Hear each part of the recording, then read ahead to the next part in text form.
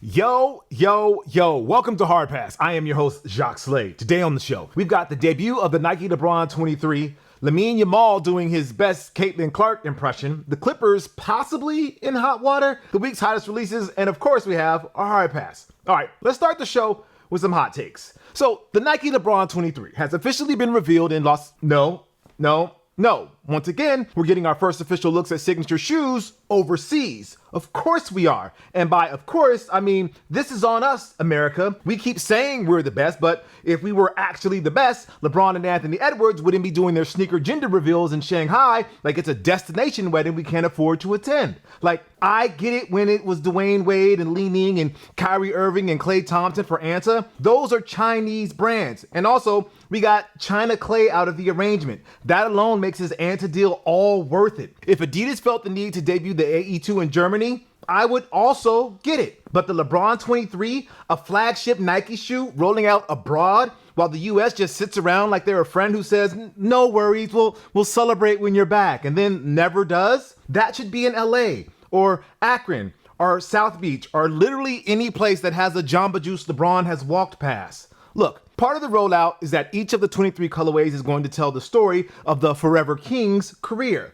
Maybe by the time this episode goes live, LeBron will have revealed the long-haul international flight colorway. The insole is a boarding pass, and the outsole smells faintly of duty-free cologne. I mean, Co-Writer is hoping that one of those colorways is related to the Philippines since he's had several collabs with Titan through the years. But no, regardless of those potential colorways, the reveal should have been here, stateside. And I'm not pinning the decision entirely on Nike. No, that's on us. We're all a bunch of haters. I'm convinced that if Michael Jordan had played in this era and was as good as he was in the 90s, people would still find a way to him over the way that they do LeBron, Steph, KD, Ant, and every other great player in the game today. There's a line between criticism and hating, and we are all just habitual line steppers who are never happy.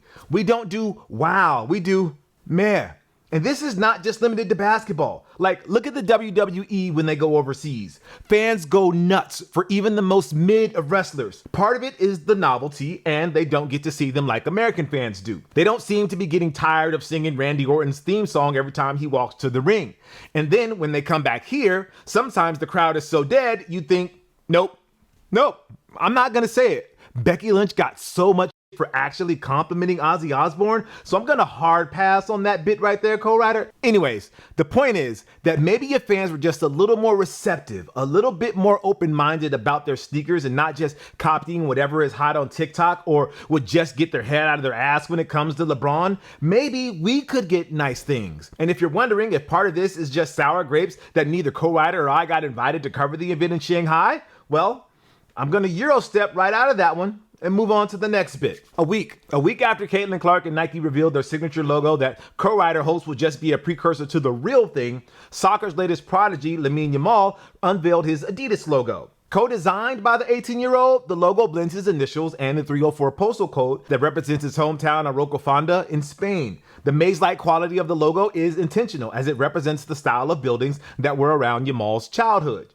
And we're not here to roast the kid's design. Truly, we're just not fans. Co-Writer still thinks Caitlin's looks like a cardboard mailing tube, which is harsh, but also I can't unsee it now. The bigger problem is the trend. Initials plus number equal logo. If a kid can't doodle it on a notebook during algebra, it's probably not iconic. That was the genius of the Jumpman. Instantly recognizable, profoundly aspirational, and relatively easy to draw, even if your version of MJ looked like he's midway through a pizza phase. You think a little girl or boy is going to be able to draw Caitlin's or Lamine's logo from memory?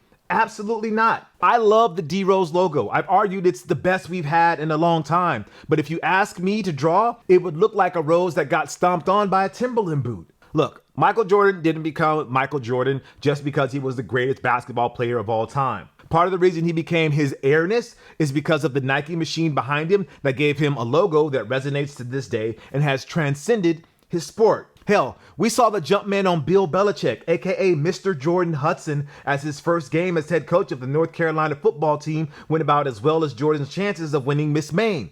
Why do I know that? Because of Pablo Torre. I love him. I also hate that I know that. I want my brain space back if I'm being honest. Look, I just don't need to pretend that Yamal's logo is good. He is just 18, so let's hope for a rebrand or a second logo in the future, especially if he's as good as advertised. Oh, and yes, I saw the Air Jordan logo that some fans made after we all saw that exhibition of Bill and Jordan on the beach. Let's hope no one at Nike sees that and sends the lawyers. It's all in good, harmless fun. Good, harmless fun that I kind of wish I could wipe from my memory banks, but still. It's not all bad in the world of Three Stripes. Look, they also received their latest capsule collection with Bathing Ape, and it's got that let's wear soccer boots outside energy that I'm starting to flip on. What? You won't see me rocking boots anytime soon, but I'm starting to get why kids are so into it. The Predator Elite has that familiar green camo style we've seen before, but you know, that pink and blue F50 Elite pair? I could see that being huge if Adidas decides to wrap them in TPU and release them to the public. I can already hear the release app push notifications. Look, great work, Adidas. Also, I'm going to assume that Adidas doesn't low-key sponsor IShowSpeed because A, I don't watch enough speed videos to know, and B, if I did, I'm pretty sure Adidas would prefer he stop sprinting in Yeezy foam runners. Footwear that looks like an alien fetus in a crock had a baby and named it Engagement. Anyways, Complex posted a headline that he'd lost his first race, partially because he ran and busted foam runners. I wondered if this was a big deal on the internet because everybody I know under the age of 18 loves speed. And it turns out he actually has lost a few times before, including to someone who is sponsored by Adidas, parentheses, question mark, Noah Lyles. Apparently, Mr. Beast was involved, and that's when I realized that this was above me now, and I should have stopped caring 6-7 minutes ago. So our pick of the week, Yu-Gi-Oh! Nike Air Max 95 Joey Wheeler. There's going to be a worldwide release on the 12th for $210, and the Yu-Gi-Oh! Nike Air Max 95 Katsuya Jonuchi. I know I'm saying that wrong, so guys forgive me. It's going to be a Japan exclusive as well. That's going to be on September 12th. And look, all cards on the table. Between Co-Writer and me, we've consumed approximately 5 minutes of Yu-Gi-Oh! Anime total, and we've read like one manga. All we know is that there is a white dragon with blue eyes and a black dragon with red eyes, and unlike Pokemon, they actually do play with cards. In an era when anime was starting to pop off stateside thanks to Cartoon Network and Adult Swim, some shows were always going to get the shaft in the battle for our attention. So Yu-Gi-Oh! And Digimon and One Piece got shoved to the side for Dragon Ball, the original 151 Pokemon, and Samurai Champloo. What we didn't know is how obsessed the manga was with drawing hyper-accurate sneakers. So accurate, they had to strip the Nike marks and rebrand them Air Muscle before a lawyer said objection. Like, if you asked Rob Liefeld, the American artist who created Deadpool, to draw sneakers, he might actually self-combust from embarrassment. So, if you live in the US or overseas, you will get a chance to own the blue colorway that Jory wore in the anime. Japan gets the blue colorway and exclusive grayscale colorway with the gradient effect that was born straight from manga. Also included in the package is a promo card that will be playable in the game with Nike branding lightly featured in the text box. There is also a Red Eyes Black Dragon promo card that Dot Swoosh teased a few weeks earlier, but it hasn't been revealed how collectors will actually get to own them. Hey, how about them Clippers, huh? Looks like they've allegedly been involved in some, let's say, extracurricular activities in order to secure the services of the board man, Kawhi Leonard. According to Pablo Torre, allegedly, Clippers owner Steve Ballmer is being accused of circumventing the salary cap to pay Kawhi Leonard on the side. Aspiration, a startup company that received a $50 million investment from Ballmer, signed Leonard to a $28 million endorsement deal that was less of an endorsement and more of a lottery ticket because Kawhi didn't have to do anything. It's like being a Nepo baby who has never accomplished anything but keeps failing upwards all the way to the C-suite and even the presidency. But, you know, that never happens here in America. Nah, it's all about the merit here and hard work and whatever the talking point is today to suppress the oppressed. Anyways, Ballmer and the Clippers are denying the reports, as they should.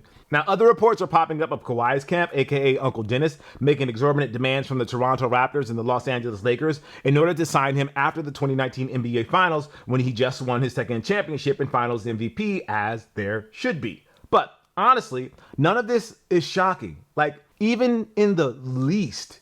You mean to tell me that teams potentially engage in shady behavior with superstar players to acquire their next talents? Allegedly? No way. Get out of here with that.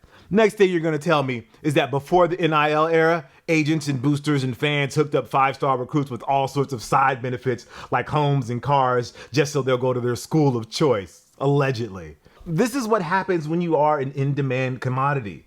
Interested parties are always going above and beyond and push the limits and skate the edges of legality in order to get what they want. It's a tale as old as time. And anybody who is acting like this is some sort of shocker should just grow up. Next time you hear that a player stayed on a hometown discount and took less than the maximum of their value elsewhere, you should always have your radar up. Now, if they are found to have actually skirted the rules and it wasn't just a bunch of interesting coincidences, the Clippers should be penalized. Whether it should get the punishment that the Minnesota Timberwolves got back in the 90s for the Joe Smith situation, well, that's up to Adam Silver. In an interview with Dan Patrick, Torrey has already alluded to other potential improprieties by teams with players who signed sweetheart deals that didn't make sense at the time. Like, shout out to accountability and journalism. Even if this just ends with a big fat slap on the wrist, sports teams, just like politicians, should always have reporters like Torrey who keep them on their toes. We try to do the same here with sneaker companies here on Hard Pass,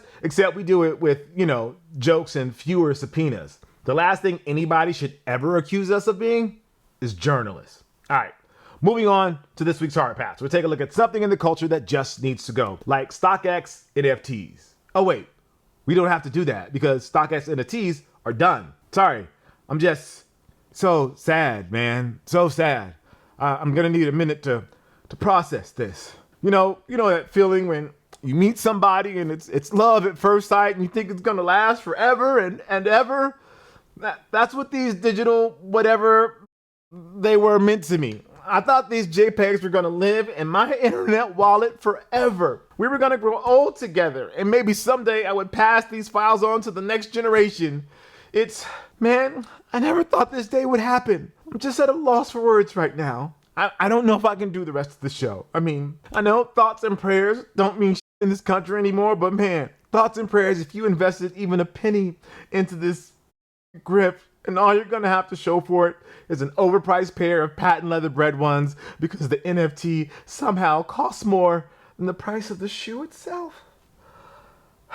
Look, if you've been out of the loop with the whole StockX NFT story, first of all, you're lucky. But let's do a recap of how we got here. Back in January 2022, which is around the time people started to wise up to the NFT hustle, StockX introduced their own NFT platform where customers bought digital tokens that could be then used to redeem sneakers. Unlike other NFTs that allegedly have real value in the space and could be transferred to other digital worlds or whatever bullshit that one guy from Linkin Park was talking about, StockX NFTs were only usable in the StockX ecosystem, which defeats the purpose of them being called NFTs. Anyways, within a few weeks, Nike filed a lawsuit against StockX. Their argument was that StockX used images of Nike products in their NFTs. A few months later, Nike would add an amendment to the lawsuit stating that StockX sold counterfeit sneakers, including the ones that were featured in those NFTs.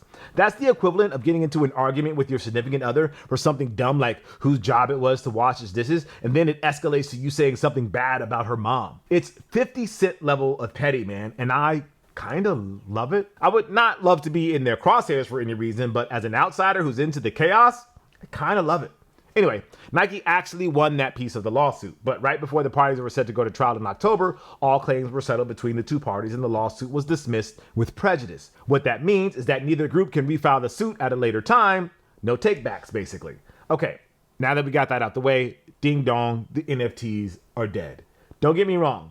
There are still some companies not related to sneakers out there peddling this nonsense. But in the sneaker world, we are this much closer to stomping it out. Ultimately, there were no heroes in this whole saga. StockX getting into the whole NFT world sounded like a dumb idea from the jump. And it became even dumber once we started to see NFTs for sneakers like the Puma NB01 with price tags that were worth more than if you just bought the Puma NB01 on StockX without NFTs. They jumped on the trend too late. Nike wasn't acting like some sort of arbiter of common sense and defending us sneakerheads from the stupidity of NFTs. They filed the suit in early 2022, and by the end of the year, they launched Dot Swoosh and went all in on their partnership with Artifact. Nike had no problem with NFTs. Nike had a problem with a third party selling their own NFTs with products and imagery produced by Nike. It's just gross all around, and thankfully, we won't have to hear about this ever again.